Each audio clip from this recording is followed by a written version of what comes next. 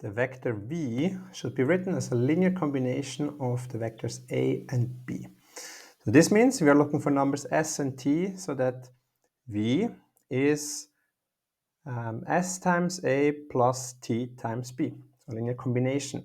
Meaning, in other words, that we are trying to chain a and b in a way that we get the vector v. So if you see this problem for the first time, well, you might just say, let's try some values for s and t and see what we get. And we are going to do this quickly.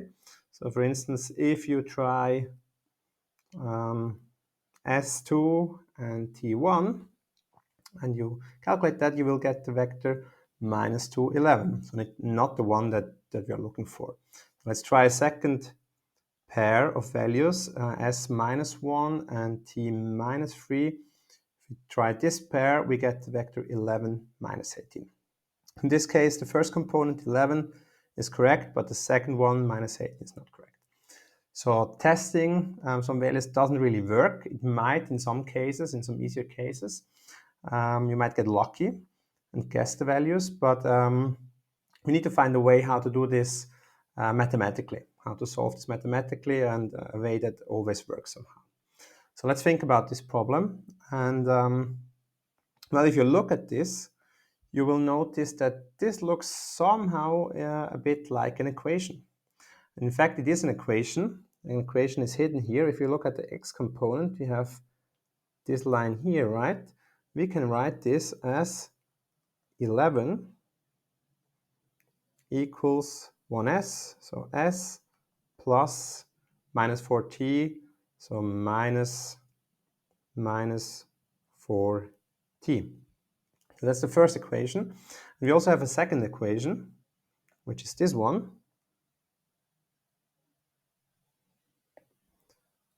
Minus 1 is equal to 3s plus 5t. So this is actually, so this linear combination here that we wrote down corresponds to a linear system. And in fact, it's a 2 times 2 linear system with two unknowns, so s and t, and two equations. And if you're able to solve this linear systems, we will get s and t that will give us this linear combination. So let's do this. So we need to think how we solve linear systems. You probably have heard about linear systems and how you solve those.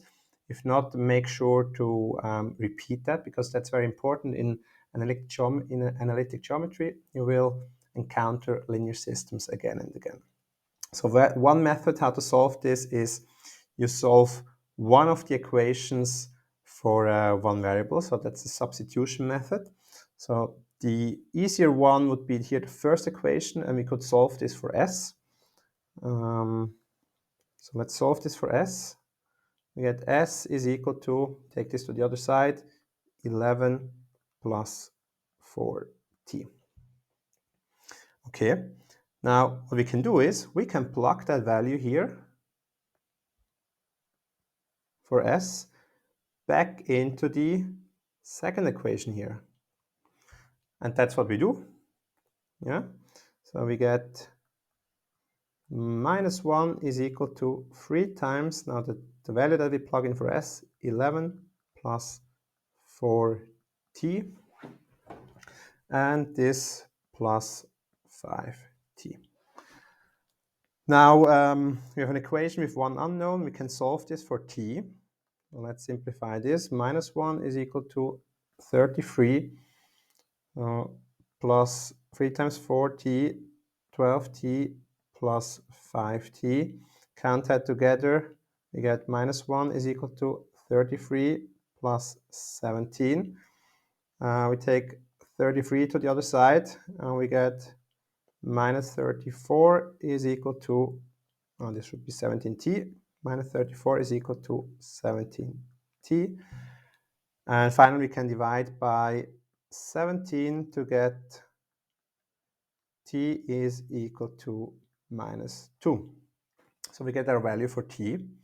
We are still missing our value for s, but we can get that easily by plugging in our value for t now. We do this best with this equation here. So we get directly the value for s. So the value for s is then s is equal to 11 plus 4t, and now we plug in the value that we got for t, so minus 2, and that's just 11 minus 8, and this is 3.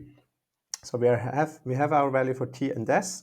This means that we can write now v as a linear combination of a and b. So v was 11 minus 1. 11 minus 1 is equal to, now s times 1, 3. So s is 3. 3 times the vector 1, 3 minus t, so minus 2 times the vector 4 minus 4, 5.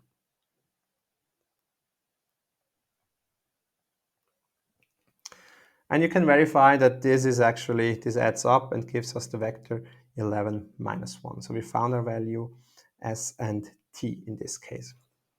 Okay, so if you need to write something as a linear combination of two other vectors, you will need to solve linear systems. Now we can think a bit more about this question, and we can ask ourselves, can we always find such numbers s and t to write a vector v as a linear combination of a and b in the two-dimensional space for now? Now, you could solve that question by thinking about, or with your knowledge about linear systems. You know probably already that not all linear systems or 2 times 2 linear systems can be solved, but it's worth thinking about this problem geometrically because this provides better insights, in my opinion. So let's think about this geometrically. We have our vector a and b. We want to see if v can be constructed as a linear combination of a and b.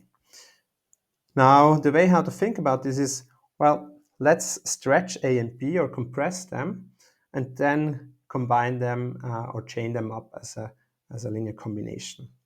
And we can do this. So we can stretch a along this line here, and we can stretch b along this line here. Now, we already see then that, well, if we move this line parallel here, in which way we need to stretch a and b. So a needs to be stretched from here to here. That's how we need to stretch a. So this would then be our s times a. And b needs to be stretched, well, from here to here. This would be our value t times b. And this way we can construct, through stretching, compressing our vectors a and b, the vector v. Now you can see this is always possible as long as a and b point in different directions, as long as they are not collinear. If they are collinear, if you have something like this here, now it gets kind of impossible, right? We have a and b collinear, so there's no way we can stretch, compress them, and then chaining them up to get this vector v that points in a different direction. If v would be collinear as well, then we could do this, but as long as it's not collinear with a and b, then v can't be written as a linear combination of a and b. All right, so this was now in the two-dimensional case, and we can also think about the three-dimensional case. So we should ask ourselves, what happens in the three-dimensional space? Can we still construct a vector v as a linear combination of two three-dimensional vectors a and b? Now, to think about this problem, well, it's a bit hard to imagine that. So put yourself in the three-dimensional space and imagine two vectors. Now, these two vectors a and b, they kind of span a plane. This plane here. So they span this plane here that we can sketch a bit like this, but it's an infinite plane, right? So add also this sheet of paper here. Imagine the three-dimensional space is my room here, but then we have these two vectors in the space, and they span this plane, which should be this sheet of paper. if it's an infinite sheet of paper that continues, that is not bounded. They span this plane. Now, is it possible to construct any vector in the three-dimensional space? Well, it's possible. So if you, for instance, look at the vector that is on the plane, something like this, then it's possible. If the vector, however, points outside of the plane, then it's not possible because you're not able to somehow leave this plane by combining these two vectors, right? So that's a problem. But if we add a third vector, so if we have some vector c that is not parallel to this plane, right? So then we have some angle here and here. So it's not parallel to the plane. Now we have three vectors, so that's our vector c. And now it's possible to actually combine them in a way, so chaining them up in a way that we can construct any other vector v in the three-dimensional space. This is what we have here. V can be constructed as a linear combination of three three-dimensional vectors that are not parallel to a plane. And in this case, well, in the three-dimensional space, you would need to solve a 3 times 3 linear system if you want to find the values s, t, and r. So let's summarize this. In summary, well, in the two-dimensional space, any vector can be constructed as a linear combination of two non-collinear vectors. And in the three-dimensional space, any vector v can be constructed as a linear combination of three vectors that are not parallel to the same plane.